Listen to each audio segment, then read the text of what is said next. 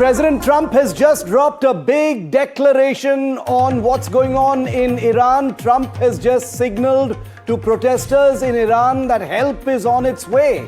Trump has communicated directly to protesters around Iran saying, I have cancelled all meetings, help is coming. He says killers and abusers will pay a big price. Remember, the Trump administration had bombed Iranian nuclear facilities last year, that is in middle of 2025. Now Trump says help is on its way. I have cancelled all my meetings. Killers and abusers will pay a big price. This comment from the president on his social media comes amidst stray reports that there has been aircraft activity from US bases in different parts of the world. None of it confirmed to be connected with any kind of intended or potential action in Iran. So we don't wish to speculate on military action. So we don't know what Trump's big Iran declaration currently means. But senior managing editor Vishnu Shom is live with me. Vishnu, Trump, in signature style says help is coming. I have cancelled all my meetings and the killers and abusers will pay a big price. What are you making of this, Vishnu? I think this is a clear statement that is an attempt to encourage the protesters on the ground in Iran to continue protesting, to continue taking on the regime, to push for regime change. This is a revolution taking place in Iran now. The question is, when is it going to end and who's going to be successful? There is a sense, and speaking to so many Iranian dissidents and others, that this will not be done immediately. It will take a period of time. But I would like to mention, and our viewers would want to know, when Trump threatens military action, what is he meaning? Yeah. Are we talking about boots on the ground in Iran, or are we talking about airstrikes, missile strikes? I would suggest that boots on the ground is not something we should expect at all. I want to just read out that statement once again. This is word for word what President Trump has just said. He says, Iranian patriots, keep protesting, take over your institutions. Save the names of the killers and abusers. They will pay a big price. I have cancelled all meetings with Iranian officials until the senseless killing of protesters stops. Help is on its way. MEGA, that is Make Iran Great Again. President Donald J. Trump. So big declaration. There's going to be a lot of speculation, Vishnu, as to what kind of action this is going to manifest as. There have been reports about, aircraft taking off from the United States. But as you and I both know, none of this has been seen to be confirmedly connected with any kind of intended action in Iran. But we'll be keeping a watch on this very, very closely now. Aditya Rajkol is also with me. Aditya has been tracking the interwebs and communications between countries at this time over what's going on in Iran. Big signal from Trump, Aditya. How are you reading it? Well, it's a huge statement, cancelling all the meetings because Iran had reached out. Iranian foreign minister came out in public and said that we are ready to hold dialogue for the nuclear facilities and the kind of apprehensions that Donald Trump might have. But even though those meetings with Witkoff were underway, Shiv, now the statement coming in, well, all these meetings have been cancelled and Donald Trump himself, the US president, is encouraging the protesters, the anti-regime protesters, that you keep protesting and help is on its way. It's a huge statement. It could change the dynamics of the Middle East completely. Also, there is a fear that is gripping in the administration in Iran, in the regime in Iran, that there seems to be much more that seems to be boiling because Israel seems to be silent in some way and they want the things to play out on its own in an organic fashion. Now, Iranian regime may say, Shiv, that US and Israel are trying to provoke this violence, but there are civilian groups that are engaged. There are some reports from the Norwegian human rights groups that say that more than 5,000 people have been killed. Official numbers of those people who have been killed have not been come out. Yeah. But both Trump and Marco Rubio have come out on social media and said, keep protesting, help is on its way. Does it mean a military intervention? Does it mean a limited strike? Well, perhaps the days ahead will clarify that. Well, I think, as Vishnu also said, and Vishnu, coming back to you on this, letting this play out organically seems to be the sensible thing to do as far as Trump is concerned, because we do know that Iran in the context of regime change was very much on the table in the wake of what happened in Venezuela, and the unprecedented scale of these protests that Aditya has just described, clearly pushes along what Trump has wanted in Iran anyway. The fact that the Trump administration will probably try and fund and aid the protests, signaling support from the outside, clearly means let them scale up even bigger. He's practically saying capture the institutions. He's talking about capturing the institutions. Yeah. He wants the Iranians to do this internally. But that said, if you are to look at military options, then I would suggest that decapitation strikes are something which cannot be ruled out. Yeah. It's something the Iranian leadership would be well aware of. They would have been aware of it when Israel hit them earlier on, the US hit them earlier on at their nuclear facilities. We know that the Israelis have been extremely successful in this, in taking out their adversaries, their enemies, whether it's in Lebanon or in Gaza or in Syria.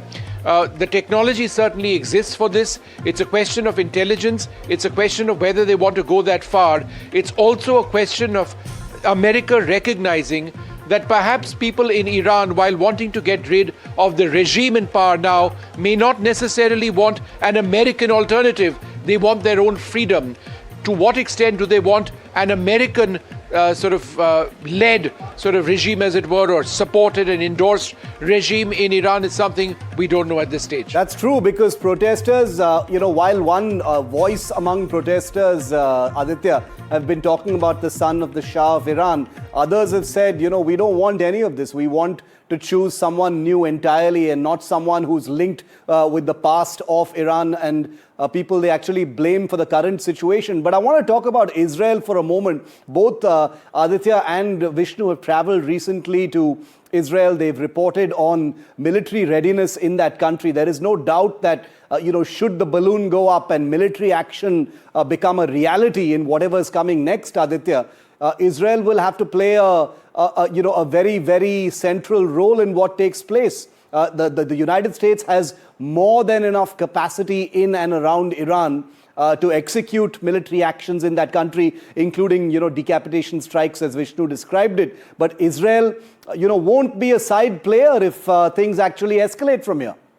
Well, you are absolutely bang on, Shiv, when you mentioned that Reza Pahlavi might be instigating, might be the cheerleader for the protests. He has been issuing daily videos and asking people to protest, but he may not be necessarily an alternative at this point in time. He's been in exile for some time now, from many decades, and the question really is, does he really have the kind of support for a democracy transition to really take place and lead that? The answer is no. So clearly, Trump identifies that. He was asked this question very recently, and he said that he wasn't sure that this is going to happen. What's happening in the White House and the national security apparatus in US as well is that there is a division of opinion. There is a section that wants a military strike immediately. There's another section that wants the organic protest to continue.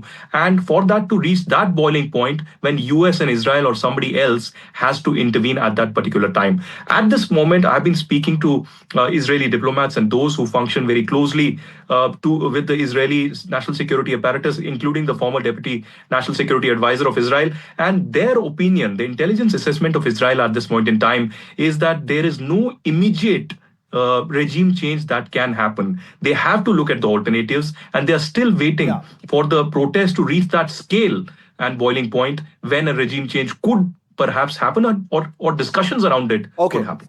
Aditya and Vishnu, hang on for a moment with me. We're also joined by Nigar Mojtahedi. She's a Canadian-Iranian journalist based in Vancouver, Canada. Nigar, good to see you. Thanks for being with me here. A big statement coming out of President Trump. He says, hold on, I'm coming there. Help is on its way. I've cancelled all my meetings.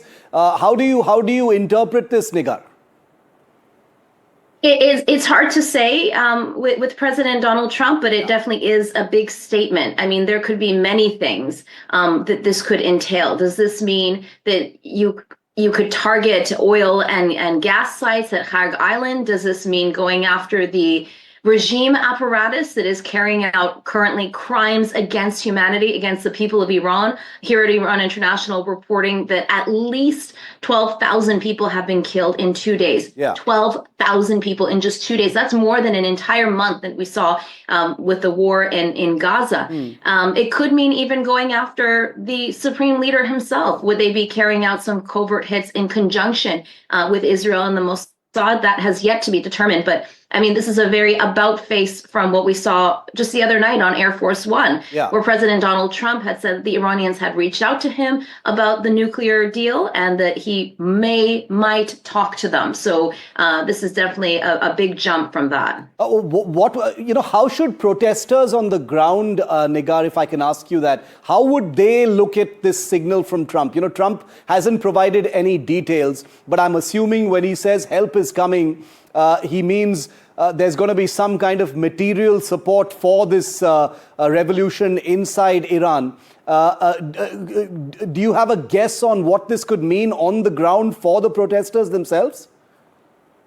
Will embolden them. It will give them strength. It will give them energy. It will give them some sort of reassurance. At the same time, at the beginning of these protests, more than a week ago, President Donald Trump said also that we are locked and loaded, and that if you kill any protesters, that's my red line as president. I will come after you. However, that has yet to be seen. So for a lot of protesters, it may be a confusing signal. But even despite the confusion, I think it will give them some energy again. Because as I said, they're unarmed, and this has gone beyond a protest. This has gone beyond a revolution. This now appears to be a war that the Islamic Republic is waging against its own people. Do you see military action being part of what happens next? Some kind of military action, possibly even limited military action? I would say that that's kind of the only solution at this point. I can't imagine what else would need to happen to stop this regime from killing its people. Again, these people are unarmed. So there is no other line of defense than some sort of kinetic, limited military action, maybe like what we saw in Venezuela, for example. If military action does take place, Nigar, in a country like Iran, this would be perhaps one of the most destructive conflicts in the region, because Iran has a large, conventional military. Do you think Iran would simply, go down without a fight, even in the face of overwhelming force from the United States and its allies, or do you think there will actually be conflict? I don't think that there would actually be conflict. I mean, they may try and do what they usually do and go for US air bases in the region and things like that, but I don't see a full-scale war. I mean, you have to remember that the Artesh, the military, is separate from the Islamic Revolutionary Guard Corps, from the regular IRGC. And in these types of instances, the Artesh doesn't get involved. Okay, so Trump has sent out a signal saying help is on its way. He says he has stopped meeting with all Iranian officials, until this situation is settled. He has deliberately kept that signal, very, very vague on this matter. Thank you very much, Nigar, for your insight onto this. Hugely valuable to hear from Iranians both in the country and outside. And remember, as a result of the internet being disrupted in that country, it's very difficult to connect with protesters and voices inside Iran. But Vishnu, the Indian government will also be looking extremely closely at these developments now. You and I both covered, Aditya as well, covered, the United States attacks on Iran last year and the imminence of possible more military attacks on that country make this a huge, huge flashpoint at the beginning of 2026. Well, New Delhi would be looking at it for a couple of other reasons. Remember, Donald Trump has said that there'll be 25% immediate sanctions on any nation that trades with Iran. Now, India has a trade of about a 1.2 billion is what the value of Indian exports, as I understand it, to Iran are. Presumably, India would somehow or the other need to put an end to that, at least for the moment, because, we already are at 50%, sanctions as far as trade with the United States are concerned. We cannot afford to have that going up to 75%. It really doesn't matter. That said, $1.2 billion is not very, very much. But I think the larger issue is also of the Chabahar port. That's a port that India has invested in very, very strongly. It's an Iranian port. through which we have supply lines going into Afghanistan, going into Central Asia of acute strategic importance for India. Now, there is a waiver as far as the Americans are concerned. They have allowed us for the moment to control or continue controlling the Chabahar port. But it remains to be seen, and we have put out inquiries on this, no clear answer as yet on the fate of Indian control over Chabahar port, and indeed on what happens when it comes to Indian exports on Iran, because a lot of those are basic items, food items, possibly even healthcare items. Will these be impacted as well? No immediate answers at the moment. Okay.